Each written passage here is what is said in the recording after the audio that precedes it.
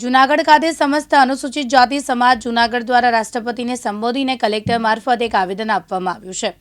તાજેતરમાં બંધારણના દિવસે કેન્દ્રીય ગૃહમંત્રી દ્વારા ડોક્ટર બાબા સાહેબ આંબેડકરના મુદ્દે સંબોધન કરવામાં આવ્યું।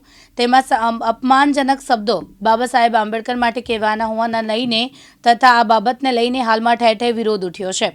ત્યારે જૂનાગઢ સમસ્ત અનુસૂચિત જાતિ સમાજ દ્વારા કલેક્ટરને એક આવેદન આપવામાં આવ્યું છે।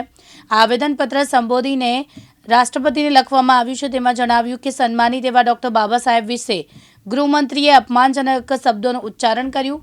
તેમને ગૃહમંત્રી તરીકેના હોદ્દા પરથી દૂર કરવામાં આવે તેવું આવેદનપત્રમાં કહેવામાં આવ્યું છે।